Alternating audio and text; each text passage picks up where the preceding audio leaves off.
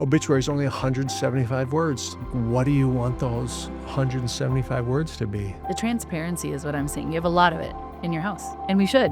It's been the hardest, some days the worst thing I've ever done in my life. You have gone to the brink, but you haven't broke. If you don't instill faith in your household, I mean, the world is ready to do it for you.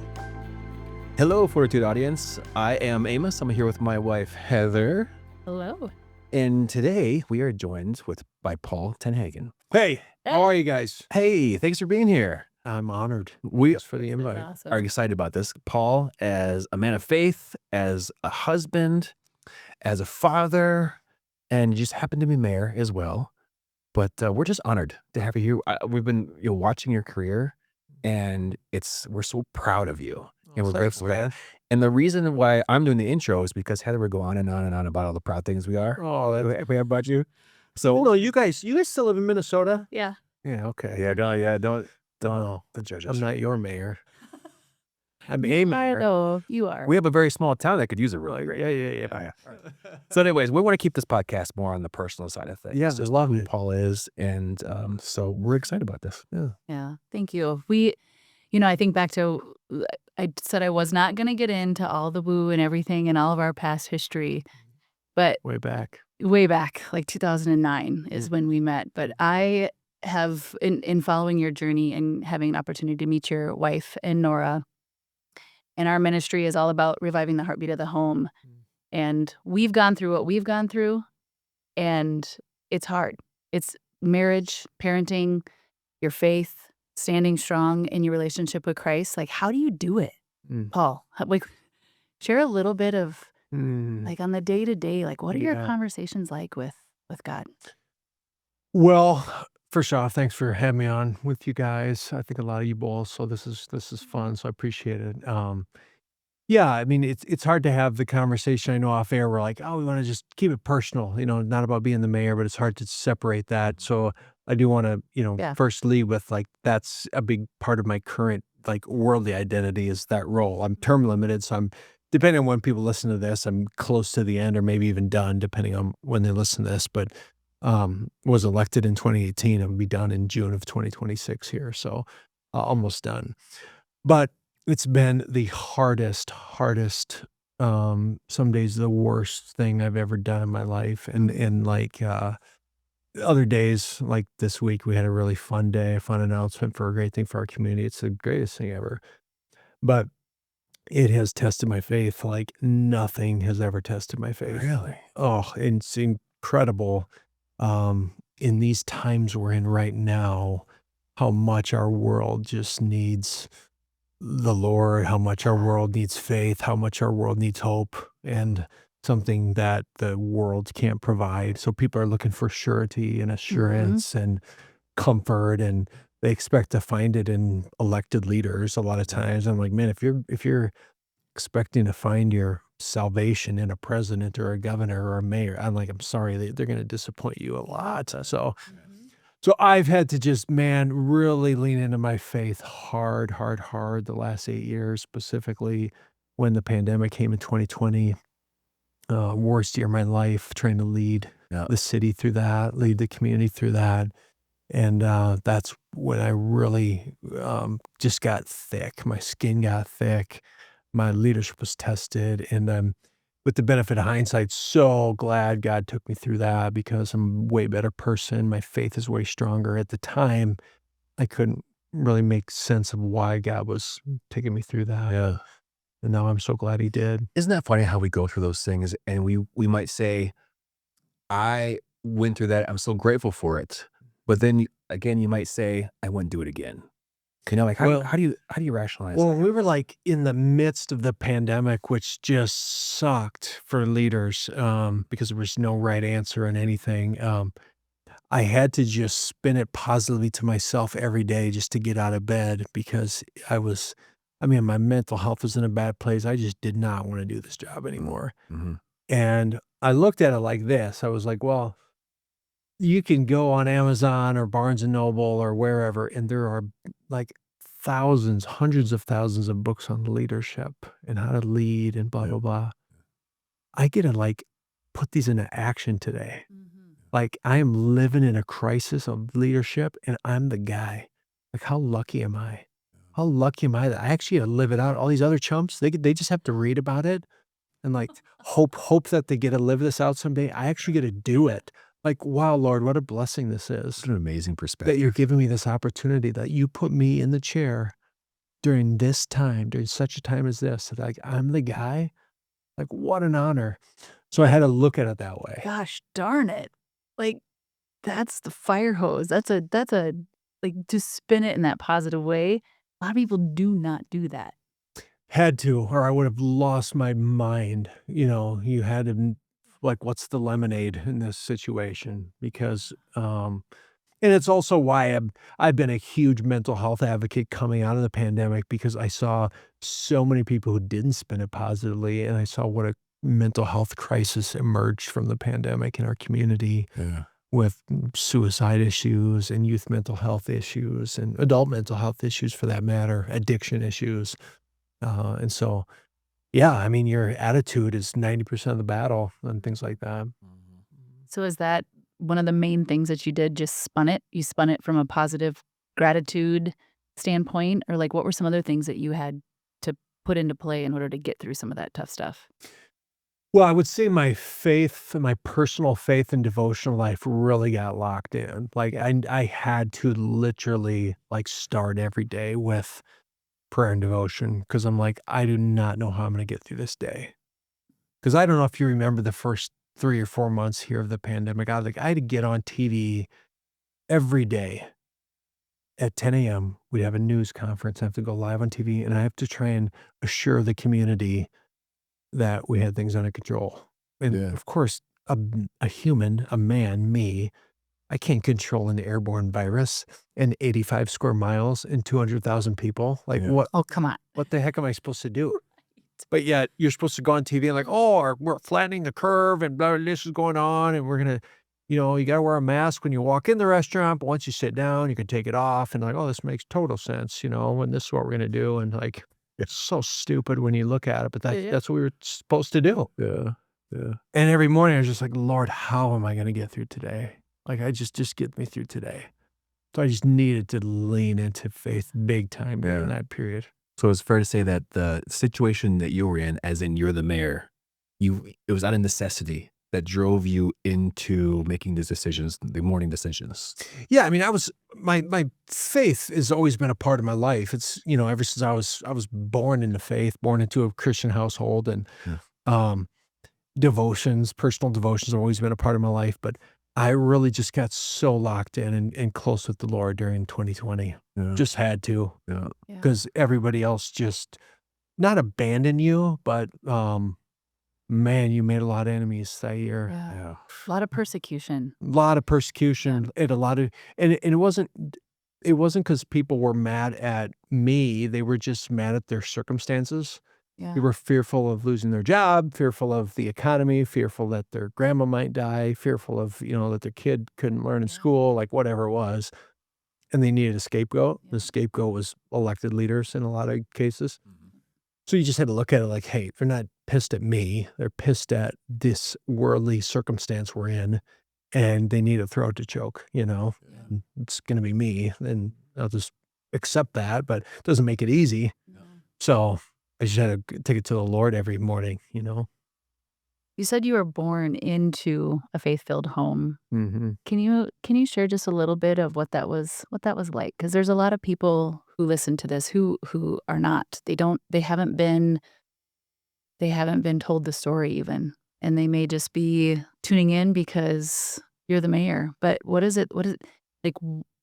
What can you look back and go, like, Mom and Dad, it was these moments, or there were certain things in your childhood that helped you out in the moment that you were talking about just now, like locked in?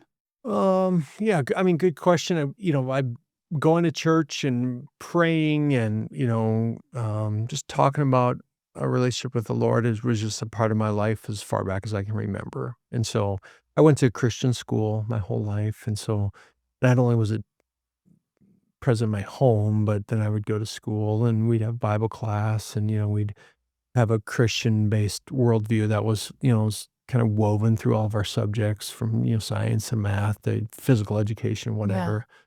So I just really grew up my whole life with a Christian worldview kind of surrounded with me, whether it's church youth group or, my school or, my parents, tithing, just making sure that, the money that we earn and that we have is not ours. It's the Lord's. He lets us keep 90% of it, which is incredible. He only makes us give back 10% of his money, which is pretty incredible. So I always just have looked at money that way. And so, yeah, was just raised that way, and, then went to Dordt University in Sioux Center, Iowa, Christian liberal arts college that continued that worldview, but really kind of pounded it home even further, which in a lot of ways, I attribute a lot of my faith today as a business leader to what I learned at Dordt through the Christian business courses I took there and, through the curriculum that I took at Dordt,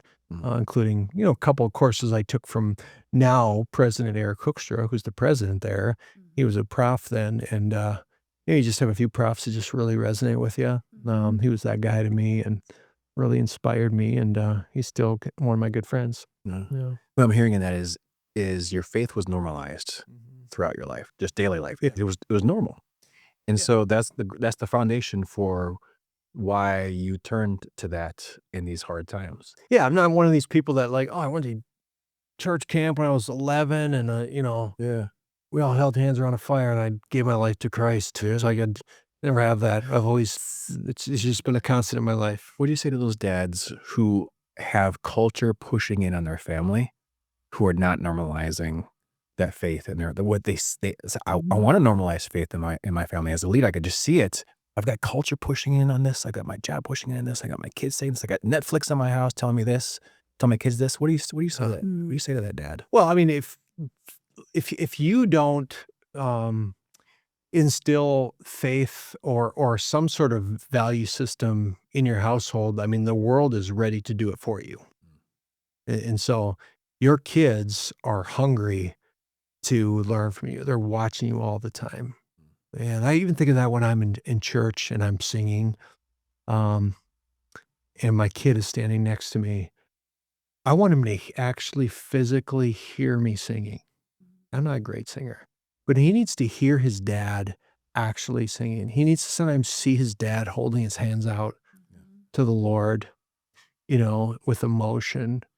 And here's this guy, this big, powerful guy in the kid's eyes, like just surrendering to God and just being an example. And so there's no better person to be a role model to your kid than your dad. And it's a huge responsibility. Being a parent is a massive responsibility. And I see a lot of dads that are falling down on that. And there's a computer in every kid's pocket that's waiting to influence our kids if the parent doesn't do it. Yeah. And so it's harder and harder in today's world to influence our kids at home because there's so many things competing for their attention. Yeah. And so many things that are being normalized that shouldn't be normalized, but they just are. So the pressure to be a dad of faith and of character in our kids' lives is immense right now. And you blink and a year has gone by and the world has taught your kids for a year. Totally. What's the Chinese saying? The best time to plant a tree was 10 years ago. Yeah. So the best time to get involved and really get active is yesterday. Yeah. Isn't it? Well, I mean, I'll tell you, like getting down to real brass tacks, like my kids have never had TikTok, right? They've never had Snapchat. They've had screen time their whole life. They, we police these phones like hawks. And I know there's workarounds and stuff, but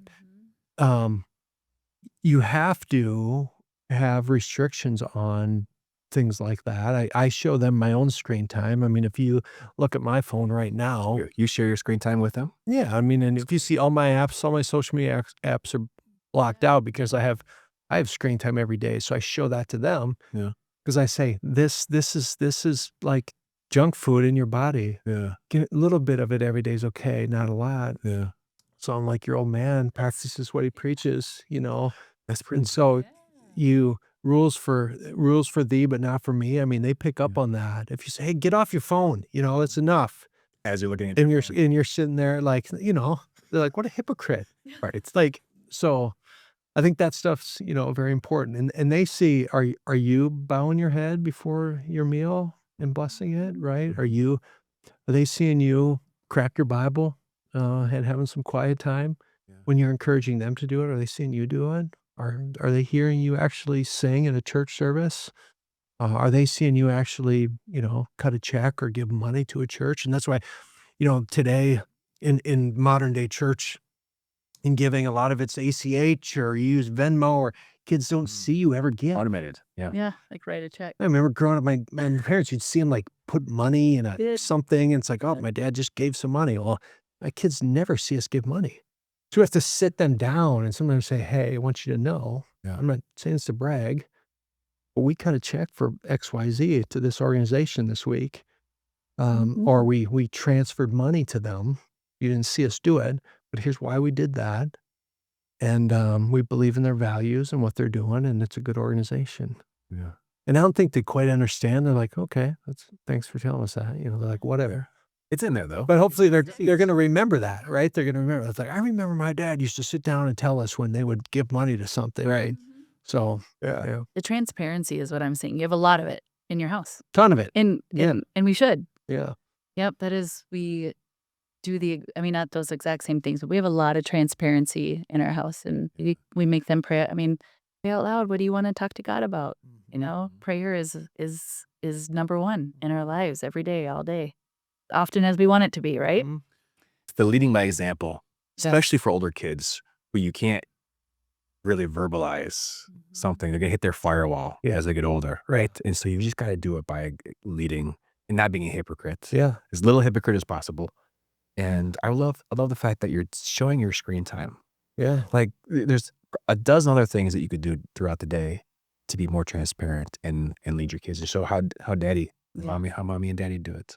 Yeah. You just taught me something. Thanks. Yeah. I mean, just that whole, like, I don't sit on social media, but like texting. Yeah. Yours would be hours of collaborating. I'm collaborating, and we're planning things, Handles your doing goals. things, and I hate text Cuss. messaging. I can't wait till I'm done with this job. And I would half the text I get right now. Can't respond to them though. It's like, ugh. It used to be you hated email. Now it's like no one emails, they all text, and like I hate texting. Like, ugh. okay, we'll call you next time. Don't call me either. I hate calling. Yeah, I just hate leave it communicating. alone. Leave it alone. Can we go back to faxing or something? Like, Just taking a walk outside and just hey Norm, hey, bye. Yeah. Head down. Send me a letter. Send me a letter. Send me something in the post. Fortitude Ministries is bringing a Women's Regional Faith Summit to Sioux Falls on May 8th. Please make sure you get your tickets. Grab your girlfriends, grab your mom, your grandma, even your daughters, and bring them to the Ransom Church in Sioux Falls on May 8th. And we will see you there for food, for fellowship, for speakers, and inspiration. For tickets, please go to Fortitude's Instagram or Facebook page, and you will find a link available to purchase your tickets. So obviously, without the phone, but I think about how God refines each and every one of us. I feel like every day I'm learning something. God is just keeps planting, and I keep like glory to glory. Like I just want more of Him. So how, when a lot of distraction is going to go away for you, like how do you want your time? What is He refining in you, and how do you want to like move in that with Him? Well, yeah, I'm in a really weird stage right now in that I'm gonna be out of a job in a few months. And I'm a master of nothing at this point. I've been a mayor. I know a little bit about everything, a lot about nothing. Yeah. I'm like, all right, what am I supposed to do next? And but at 48, I'm starting to figure out what I'm good at. And I love people. I love developing people. I'm good at leading people. And I love bringing people to the Lord and getting people to live out their faith and realize that your time on earth is finite. And listen, there's only one thing that's going to live on beyond time on earth, and that's, your salvation. And so others. if you're not focused on that, and that's not first in your life, you're really missing the boat. Yeah.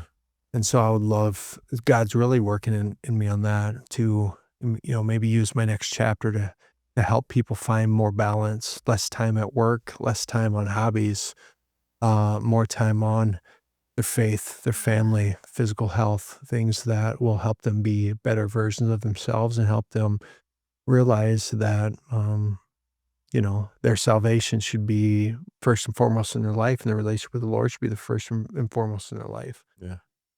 And I see a lot of people just living like they can put it off, and that, hey, I got a lot of time, and I'm listening to Strength to Strength right now by Arthur Brooks. It's a So fantastic good. book. It's so We good. just And, read it. Yep. but he talks in there about, and I'm going to get the numbers wrong, but it's something like half of all people think that middle age is 7 years after the average lifespan. Okay. So the average lifespan of a male is like 76. Yeah. So half of all Americans think middle age is like 83, or old age, I should say. Excuse me, old age. Yep. Okay. Old age is 83. Yeah. Well, that's 7 years after the average person dies. So bottom line is, we all think we have more time than we have, right? We don't. Nope. And so you have to really come to grips with that. That's the only thing we all have in common in this room, is that we're all going to die. It's the one thing I know we all have in common. And so when you face that reality, and I have my own obituary written. I could read it to you. It's in Google Drive. It's been written for many years. I refine it all the time. Yeah, dude. Yeah. Yeah. You have your obituary written right now, and you refine it. Well, I refine it every year because it guides. It's like a roadmap on how I want to live. So it says, Paul TenHaken served as mayor until 2026. He then went on to, Yeah. and then I have it written out what I'm going to do. It's the conclusion. Yeah, because if you don't write it out, you're just kind of letting life happen to you. Yeah. I wonder what I'm going to do next, but it's planned out.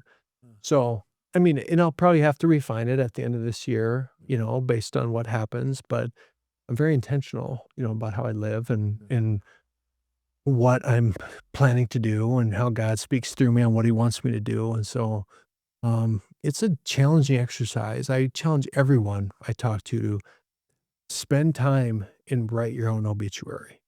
And the average obituary is only 175 words. So your life's going to be boiled down to 175 words. Is that how long yours is? I don't know. It's probably a little longer There's than that. Ours is 280. Yeah, he's got to have a little extra fluff in there. But that's the average. I mean, there's a study that I was just digging into recently. It's 38 million obituaries that were studied, thanks to AI now. 38 million obituaries, and the average obituary is only 175 words. And so your whole life is boiled down to that. And like, what do you want those 175 words to be? Mm-hmm. And I was, start reading obituaries. When you see them, start reading them. And you'd be like, they all read the same for the most part. It's so-and-so was born here, born here, grew up, married this person, worked here until he done. He enjoyed fishing and hunting. Oh, he spent time in his cabin, survived by this. And like, wow. So you like fishing, hunting, and, you worked for the union for 38 years. Yeah. Oh, Yeah. Congratulations. where's the impact on the world? Right. Yep. Are you with the Lord? I can't tell from this obituary. Yeah. And that sounds really harsh, but that obituary should scream, he was on fire for Christ. Yes, it should. And you could not swing a cat without hitting someone talking about the impact that he had on their life. Yeah. And like that is how you want your obituary to read. And so if you don't write it out that way, you should write it out that way, because it will force you to live that way. Oh, man. We were talking about time management before off air, and we wanted to ask you like how you manage time, but it seems like when you write the conclusion first, everything else, all the time management stuff after that just follows that, right? It's creates the lenses for which you see life and how you make decisions. I've never heard it explained as like write your obituary. I mean, you hear goals and you hear live intentional, but not your obituary. It's the cool. age old saying, but all great leaders will say this: time management. You say no to 99% of things, and even this podcast, you guys wanted me for longer. I I'm like, did. dude, I cut down time. I'm like, I'm not going to give that long. I don't have that much time. Like, I got a lot to do. My and obituary is full, so yeah, it's like, I say no to so much stuff. Just coming over here today, half hour before I came here, I got invited to something on Thursday night. It would be awesome to go to. Awesome. But my wife's going to be out of town and my kids are going to be home alone. And I said, no, like, I'm not going to go this thing. It'd be Yeah. great to go to. But my son's a junior. Nora's a 7th year. He's a junior. I got one more year with that kid. Yeah. Like, it's a Thursday night. No, I don't know what we'll do. We'll probably sit on the couch and not even talk to each other. But at least I'm going to be home with At least him. you're there. yeah. So I just say no to so many things because my obituary is not going to say, on February 20, he went to this event in Sioux Falls and it was really good. Like, it's not important. No, it's not. So I say no to a crap ton of stuff in this job. Yeah. A ton of stuff. Thank you for saying yes, Paul. To Oh, this. I'm not saying this Come about on. like, oh, Come on. you should feel so honored. I'm not saying it like that, but like, You're not. I We know. made the But I will say when you are changing lives through right now, which it's on your obituary that you want to have impact. well, and this this is so this great. fits with my Yeah. mission, my life goal, which is to just, inspire, Christian living and inspire, Christian values and worldview into other, specifically for me, working men. That's kind of my calling is to help men who all they're focused on is, the bank account and the LinkedIn profile and just trying to become more impressive in their business in the corporate world. And I know just a lot of sad, hollow, superficial. overweight, broken home men Yeah. who they have it all on the balance sheet and that's it. So Mm-hmm. So true.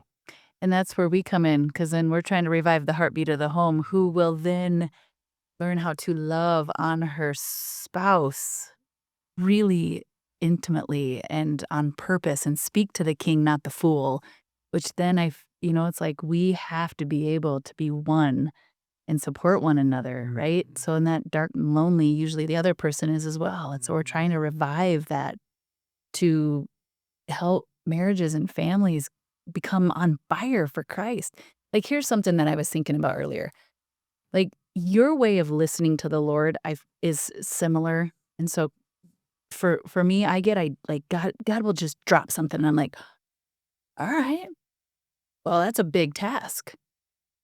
Like 437 project and got a CEO. And like, I feel like you're on fire, always like not the next thing to fill your plate or to do just to have stuff to do. Like, you're going, Lord, what do you want me to do to make great impact for you and for the kingdom? And it's like, period, question mark. And then you wait and you listen. And these ideas become really big movements. Like, it's not just you deciding you want to go build a sculpture. Like, you'd be like, I think I maybe heard that wrong. That's not probably for me. Right? Like, is that how it works for you? Because for me, all of a sudden we have a nonprofit and a podcast and all these big events coming up. And Amos is like, dude, I'm like, but it fits.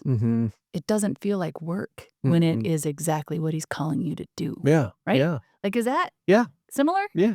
Totally. Because people got to think you're a little crazy. Yeah. They think I am too. So it's great. Yeah. Well, yeah. Right now, for instance, Jill and I are, there's this building that we want to buy. And I love it. I love this building. It's so cool. I could move my office for my next chapter in there. And I'm like, but how does that further my mission of who I am and how I want to reach people? And now I own a building and I got to deal with property management and, HVAC issues and tenants and cam and all this stuff. And I'm like, this is going to be a distraction. It's a freaking sweet building and it'd be fun to have and it would be a good investment, but it would be a distraction. Yeah. And so I don't think I'm going to do it. And I'm talking myself out of it I was gonna even as say, I I'm can sitting see it. here. Because, Jill and I are like wrestling with it. And so the earthly side of me, the side that chases mammon, is like, yeah, you should do it, But The eternal side is like, that's just a thing. It's just another asset that will occupy mind share and will take money and will, Ooh. So the obituary is not going to say building owner. no, exactly. Yeah. There's nothing in that obituary I've written that he was a property owner Right. in Sioux Falls. Like, who That's a cares? good example of why the obituary matters so much, because you could really make it a strong argument for this could be this could be a revenue stream, which frees you up to do ministry. Right. That's one way to think about it. Or then, but maybe it doesn't. I could see how you could go 50-50 one way or the other. Mm-hmm. And then so your obituary. And you can justify things. You can justify, like, well, parable of the talents is like, well, there's a building and I can buy it and it's an investment. And so, like, I'm using your money and I'm multiplying it by putting it into this asset, and I'm going to grow it because I'll be able to exit it in 10 years and it will have appreciated. And so you can, all perfectly sane. people find ways to justify their earthly desires all the time through Christian, quote unquote, kind of values and ideals, like, oh, I'm going to buy that lake home. You know why? Because God wants me to be happy and enjoy, I've worked hard, and just like I enjoy seeing my kids open presents, God enjoys seeing me happy and getting new things. And so I can justify that. And, people find a way to justify anything. But deep down, in your heart, it's called the Holy Spirit, when you're supposed to do something or not. It's very evident when you are in tune. You are a collector of people too. That is another thing. Even though you don't want them to text you or call you, I know that probably came out wrong. I mean, you text me, call me, but it's tiring. It's tiring. We get it. But like, you're a collector of people. Like, when God puts something on your heart, I feel like you know who to go to, which is really a special thing. Like, you have a lot of really great people in your life, and you've met through these chapters of being mayor and the cover of a magazine and all these accolades that you've achieved a lot. I mean, Iron Man, what's your top thing you've done physically? probably Like, full Iron Man. The full Iron Man, right?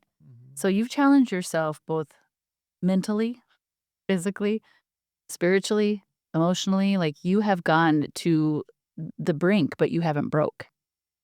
Like, it's a really I beautiful broke thing. publicly.